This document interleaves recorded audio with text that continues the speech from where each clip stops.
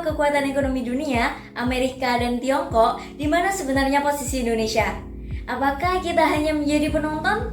Atau kita sudah tampil sebagai pemain utama? Kali ini kita akan analisis bagaimana ketegangan geopolitik ini digabungkan dengan isu domestik seperti krisis energi yang menuntut kita untuk segera menentukan strategi yang tepat. Mari kita lihat ke Amerika dulu. Indonesia punya keunggulan mutlak, artinya kita jago banget nih bikin barang padat karya seperti alas kaki dan pakaian. Makanya Amerika itu pasar utama yang menyumbang surplus 14,9 miliar dolar Amerika Serikat ke kita. Tapi ketika shutdown terjadi, negosiasi tarif masuk ke Amerika jadi tertunda. Ini bahaya karena bisa menekan ekspor kita. Padahal kalau kita bisa bernegosiasi, kita juga bisa impor barang yang Amerika punya, seperti kapas atau kedelai yang harganya lebih stabil.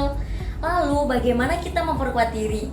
Kita harus meningkatkan keunggulan komparatif, yaitu kemampuan kita untuk menghasilkan sesuatu dengan biaya yang relatif lebih rendah. Lewat hilirisasi nikel, kita tidak lagi cuma jual bahan mentah. Kita ubah nikel jadi baterai, jadi nilai jualnya naik berkali-kali lipat. Strategi ini yang membuat kita jadi pemain utama nih di industri global ini. Hal ini didukung juga oleh strategi kita yang menjaga hubungan baik dengan semua pihak. Agar kita tidak dikendalikan oleh satu negara saja, kita juga tidak boleh lengah nih di rumah sendiri. Masalah krisis BBM swasta menunjukkan ada hambatan teknis dan birokrasi di sektor energi.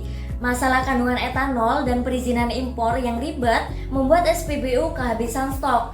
Dampaknya serius loh, karyawan terancam dirumahkan. Dan ini mengganggu kualitas layanan publik.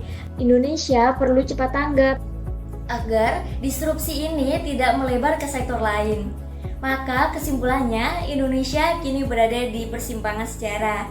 Kita harus pintar menjaga keunggulan mutlak ekspor kita, sekaligus fokus membangun keunggulan komparatif lewat hilirisasi, stabilitas di dalam negeri, dan strategi diplomasi yang cerdas adalah kunci kita untuk menjadi jangkar ekonomi yang kuat di Asia Tenggara. Gimana menurut kalian guys? Komen di bawah ya.